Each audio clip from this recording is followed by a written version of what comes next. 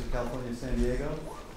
And this paper is joint with my graduate student, Matthew Goldman, who's an ace econometrician. And unfortunately, I'm going to bury most of his detailed work for the sake of time and just present the results instead of talking so much about the methods, but his very careful and big contributions that Matthew gave to the project.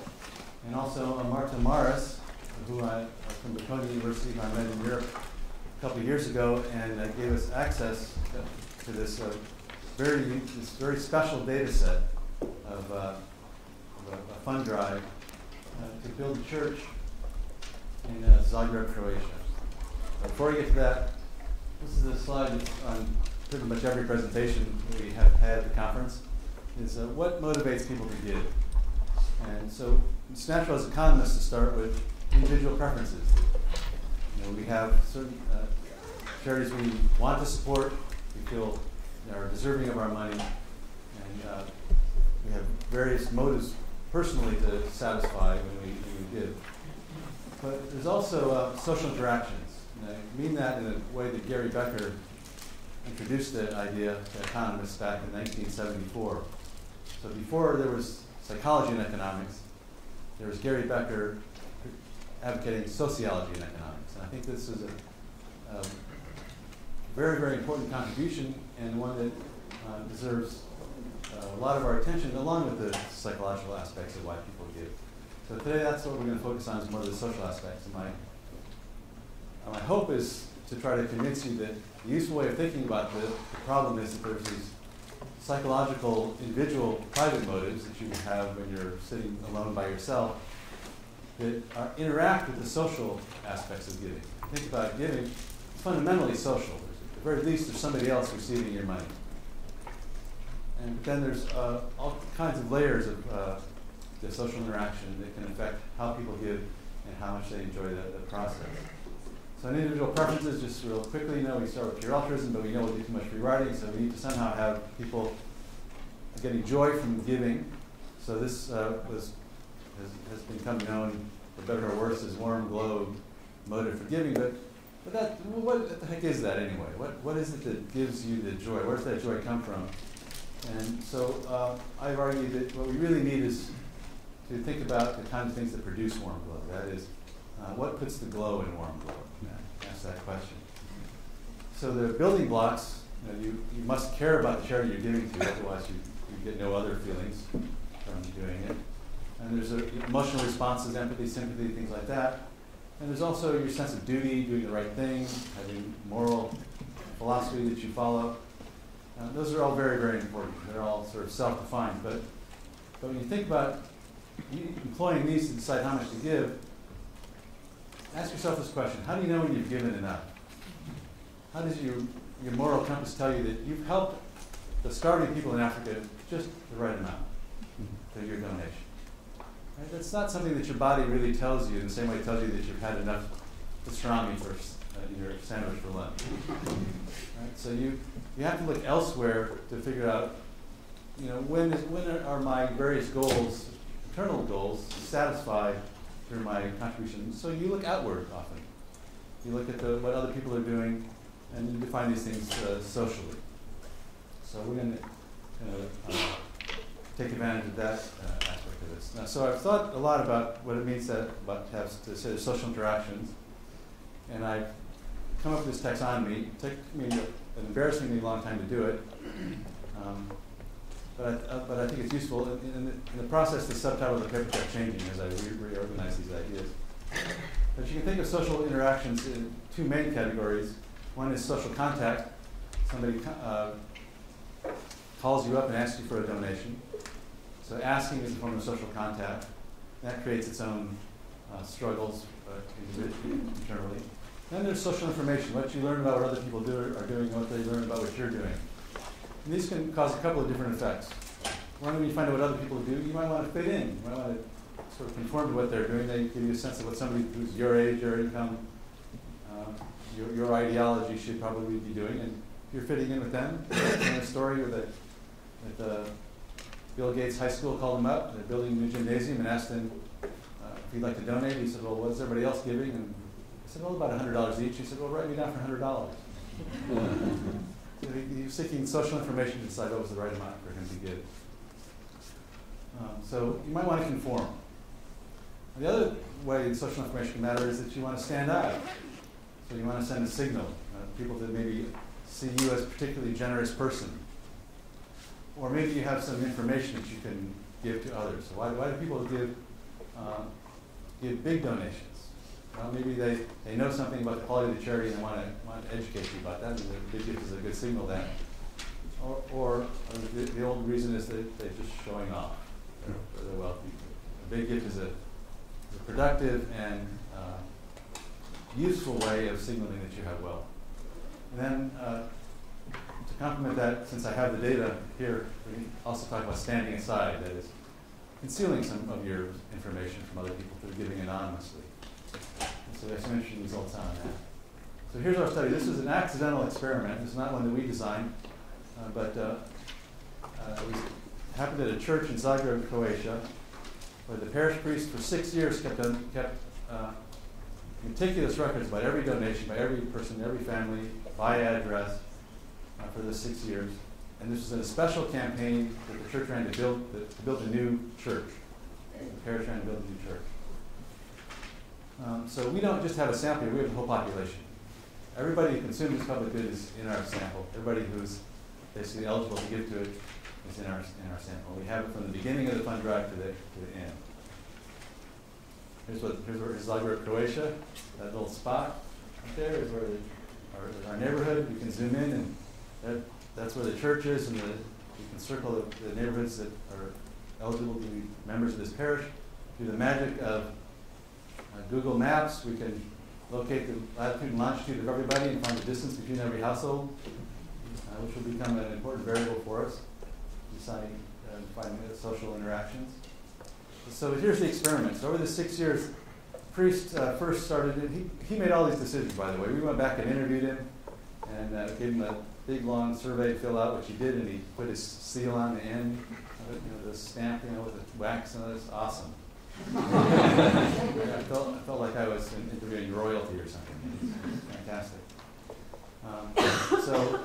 For the first 2 years, he decided at Sunday Mass he would read the names of the people who this week have given money to the church and tell you the amount that they gave and what street they live on. So the list would look something like this: Family Jones on Adams Street, the next family on Adams Street, and then we go to Broad Street. So the streets are all alphabetical, and then on the street it was by address. So he'd tell how much you gave. And then he would post this on the bulletin board outside the church and be there for a week. So we did this for 2 years. Then he said, well, maybe people are getting tired of this. Why don't I switch? I'll just post it on the bulletin board. No more announcing names. So now at Mass on Sunday, he would just say, the names of the donors can be found on the bulletin board, and you would go see it. But it would be the same kind of information. And he did that for about 2 years, and you'll see why he decided to change his mind. He said, well, I'm going to go back to announcing the names, but I'm going to add a little extra social information. I'm going to not only say where you live, what your name is, how much you gave. I'm going to say how much you gave in total so far. Right, but only if you gave this week. So I won't say that Mr. Hungerman in our parish gave $0 this week, but he's given $1,000. Only if he gives do I announce his cumulative donation. Right? And that's going to turn out to be important. Okay, so it might look something like this. In fact, here's a church bulletin. On the bottom you have the names of the people that are announcing it. You don't have to know how to read Croatian to figure out what's going on here. You have the street, 2 names of people on that street, how much they gave this week, and then what their total so far is. And even listed in Deutschmarks or Kuna, the local currency. So this is no people, just street names, is that right? The first one is a person, the second one is a street name. So these two people live on the same street, but they have different names. And then here we have an anonymous donation. Down at the bottom, there's an anonymous donation of $1,000. So it's not perfectly anonymous, we notice. Anonymous means perfectly anonymous means it's not on the list at all. Right? And there's somebody else, there's another one in here where it's anonymous here we go, anonymous on this street for 150. So that's going to be an important insight into the sociology of this question. Okay, so in summary, we have about 1,600 households, 335 weeks, these three conditions, each decided unilaterally by the pastor of the church. Anonymous donations are not always perfectly anonymous. People have an option how much of this information we're going to reveal. So the way we're going to analyze this is first we'll ask, are there treatment effects? We get different behavior across these three conditions, and the answer is yes. So then we're going to try to figure out why and disaggregate this and try to look at the different ways that add up.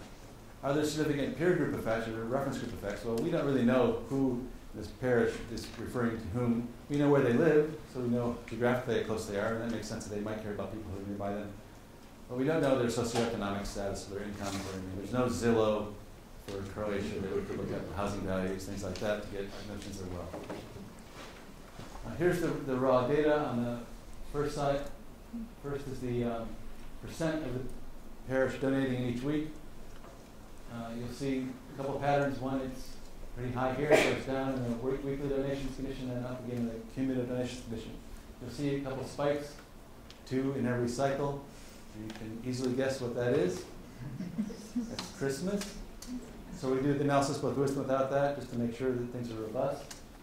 Amounts donated, again, they start out higher when we're having more social information. When it's harder to access that, giving goes down and goes back up. So we're going to dig into that more. So here's donating. So here's looking at the basic treatment effects.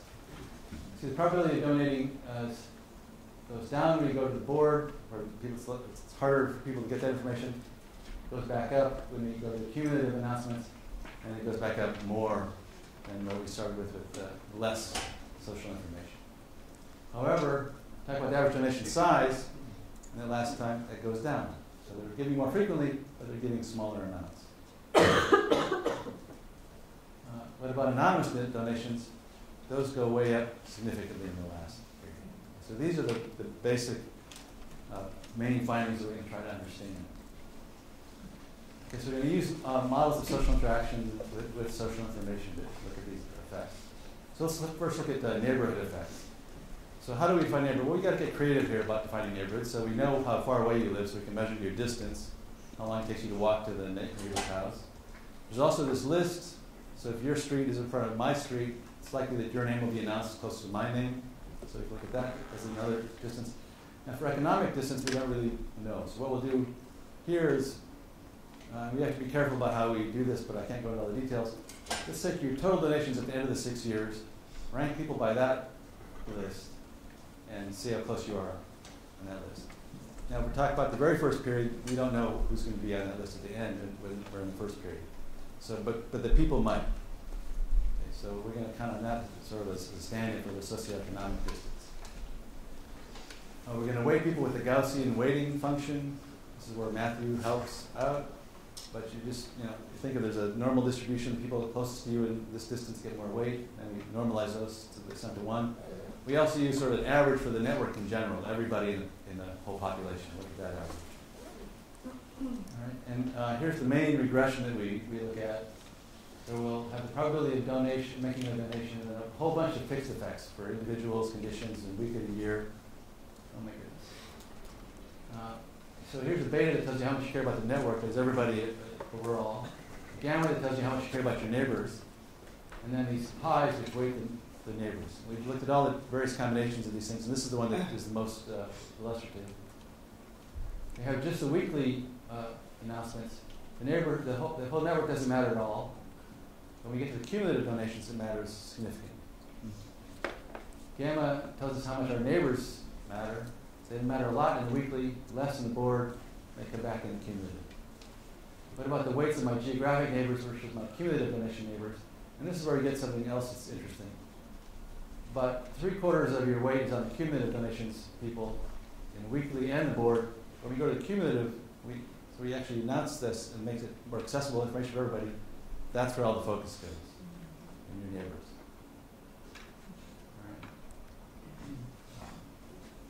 So social comparisons matter. They greatly influence, the kind of information you get greatly influences who you think of as your neighbor. So is there norm conformance? Do people want to fit in that way? So, well, one way we do this, we take these neighborhoods that we just identified, take those neighborhoods and look over time at the variance of the giving within those neighborhoods.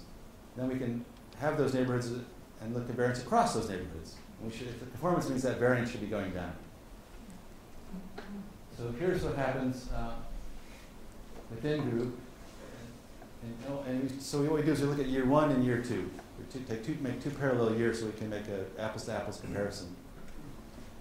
In the weekly donation, the first part, we get big, significant decrease in variation within groups. So people within a neighborhood are starting to act more and more like each other. Same thing across groups. All the groups are sort of starting to gravitate towards each other. So there does seem to be the social information. People are figuring out what the right amount for me to give is. And then they settle down. So conformity seems to be important. What about standing out, social image? So this means that I care about what you think about me. So let's rearrange our data a little bit here so it makes more sense. So instead of talking about the way it actually happened, let's analyze it in terms of the fact that you might think of it as experimenters. So there's the board only, then we have the board and the weekly announcement, and we have the board, the weekly announcement, and the cumulative announcement. So we'll think about ramping up the amount of information that we go as we go along. That's where we'll look at it. And then just for presentation here, I lump people into 3 different groups. People gave, and so we'll take we're going to compare each pair of these things, but that leaves out a condition, right? So we're going to use that condition we left out to put people into bins as low givers, 0 givers, low givers, or high givers. So there's some exogeneity in putting these people in these groups. Right. And the model, just to give you a sense of how you want we think about this, just imagine there are 3 types. There are altruists who care about giving, and that's all they care about. Non-givers who don't care at all about giving, and then the social image seekers who only care about appearing to be altruistic. So they're going to sometimes want to act like altruists, some will want to act like non-givers. So you can act like an altruist, get the credit for being a nice person, but that's expensive. Or you can act like a non-giver, save yourself some money, and get no benefits. Right? So there should be a difference between those 2. So, and there's also the observation that not everybody goes to church on Sunday. So if I haven't seen Professor Hungerman giving at church yet, that's not necessarily true that he hasn't given. And I can condition on what I know about him and think, maybe I was unlucky I didn't get to see it. Okay, so that's something people can use to their advantage as well. All right, so if we talk about going from the board to the weekly, what we're doing is we're increasing the availability of the social information, which means it's more profitable for you to pool with the big givers. Right? And in fact, that's what we find. When we move in every category, people are more likely to give. And for the low and medium, for the 0 and low givers, they give significantly more when we announce in church rather than just put on the board. We talk about going from the weekly announcements to the cumulative announcements. We're going to add the cumulative donations there. If you've pooled with the non-givers, now when I give and they announce my cumulative donation, the fact that I haven't seen Professor Hungerman at church every Sunday is now done. Now that's off the table, because now I'm going to know exactly what he did up until this date. So if he actually has been giving nothing, he will reveal that by making a donation in the cumulative condition. On the other hand, if he has been generous, he can reveal that by giving. Right? And now I'm going to get totally caught up on what he's done. Okay. So low givers now are going to have incentive to give to high. Big givers are going to have incentive to show off. Okay. And that's what we're going to look for. So here's the probability of donating. The low and 0 givers, no change in the probability of donating. High givers, much more likely to contribute. But about the amounts that they give, the low and the high givers especially give significantly less. So the idea is this is good publicity now. I can give less frequently, get my total announced again and again and again and get good. So I can give $1 now to show off that I gave $1,000. You may. So social image looks like is a significant factor in how people give. And the net effect of that is to move giving from the small givers to the big givers.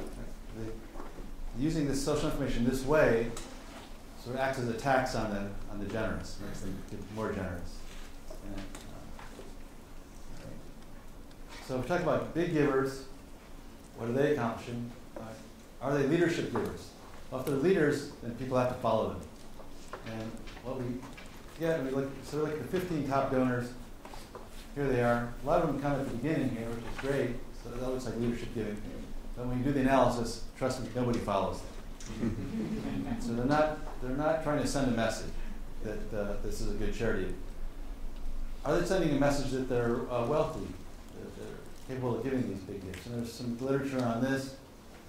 And but the expectation here is that well, let's look at this graph. Here I've taken the 12 biggest donors. And to be a big donor, basically you have to have given above about $3,500 to be a big donor. So this side defines who's big givers. And this side, let's look at their behavior in the board condition, the weekly condition, the cumulative condition. In the board, no big deal. In the weekly, they give a little bit more, a small gifts. But look at what happens in the cumulative donations period. They're much more likely to give these small amounts. Okay. You can look at what. Let's take another look. Take the 100 biggest donors overall, and we'll take your big donation, the one that gets you in the sample of the big donors. Are you more likely to give another gift after you're making that big donation? No in the weekly donation, no in the board condition, yes in the cumulative donation. Much more likely to give more. Same thing with the amounts donated. You're more likely to give a smaller amount after making the big donation, but only when it's in the cumulative donation period. So you're doing what David Riley has suggested, giving small amounts to advertise your big amounts. Okay, so data is more consistent with social signaling than so Dan is wincing at me because I'm over my limit. Let's just say for anonymous giving, there are two reasons you can give anonymously. One is for religious reasons, because it's what the Bible tells you to do. The other is for strategic reasons. So just to sum up what we get, without going into too much detail, we get very little evidence that people are giving for religious reasons, giving anonymously for religious reasons. When we go to the, and that's the cumulative donations, both the low givers are more likely to give anonymous because they're perhaps hiding, and the big givers are more likely to give anonymous. That could be for two reasons. One is because they don't want to be crass and signal too much, or maybe they want to catch up so they can pull David's scheme, having a nice cumulative sum when they get announced. So, and that's what all these things say. So there's the new church.